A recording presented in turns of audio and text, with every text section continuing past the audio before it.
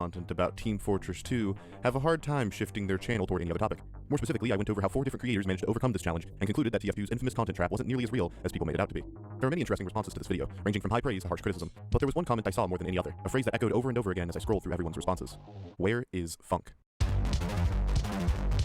For those unaware, Funk was once a prominent tf2tuber, known for making some of the most prolific and well-edited videos the community had ever seen. However, as with the other 4 creators I discussed, he eventually dropped tf2 completely in favor of branching out into other avenues. Aside from Germa, Funk is probably the most well-known creator in the tf2 community to make this shift in content. So why wasn't he in the original video? Well, it might surprise you to hear this, but I don't actually think Funk was ever trapped in the tf2 bubble. Funk's situation is actually very different from Soundsmith, Star, RT Game, and even Germa. While all of these creators, to some extent, struggle to break out of the bubble's translucent walls, the shift Funk made away from tf2 content was so seamless, so perfect, that I don't believe it's accurate to say that he was ever stuck in tf2's content trap. I believe Funk is the only tf2 creator to avoid the bubble entirely. He never had to escape, because he was trapped in the first place. But how? How did Funk avoid even approaching the pitfall that snared so many creators before and since? Well, in today's story, I'm going to analyze Funk's journey and explain how he became the first ever creator to transcend the tf2 bubble. No way. TF2 Funk lore. Funk's start on YouTube wasn't too dissimilar from many of his peers. In fact, it was painfully ordinary. On November 2nd, 2013, Funk would upload his very first video, a showcase of a bunch of tf2's unused taunts that had been found in the game's files. The majority of these animations were later used in future tf2 updates, something that Funk was made extremely aware of by the comment section. Aside from this tongue-in-cheek aggression, there isn't much this initial video forecast about Funk's future content. In contrast to much of his later work, this is a video you'd probably see once in your feed and never think of again, not realizing that it was the start to one of the most impressive YouTube channels of all time. Like I said, this video is painfully ordinary. But it wouldn't stay that way. His next few videos were much more emblematic of the content he would create later in his career. More specifically, there are 2 important aspects of Funk's early content that would impact his future work. Funk. Finding his footing, and Yeah. With the biggest steps he had taken in his content creating journey, with one single video.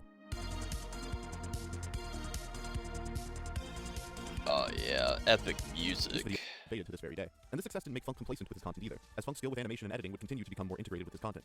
He'd start to add entire animated segments to his videos, similar to the styles of Sequelitis and Braindons. It seemed like with every new video, Funk would add some extra element of quality to his content that helped it stand out more and more, creating this unique blend of influences that could only be found on his channel.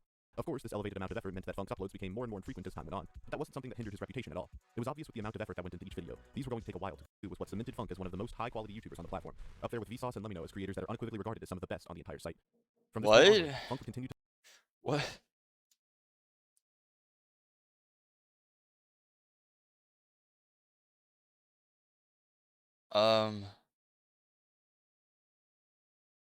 Must have missed something. I need to go back. renewed motivation to push himself and make his content somehow even better than before. I Miss Team Fortress 2 was what cemented Funk as one of the most high-quality YouTubers on the platform, up there with Vsauce and Lemino as creators that are unequivocally regarded as some of the best on the entire site. From this point onward, Funk would continue to deliver banger video after banger video. It didn't really matter what he was talking about anymore. The quality alone made every video worth watching. Whether it was concept albums, hypothetical game ideas, or even discussing other artists, Funk had...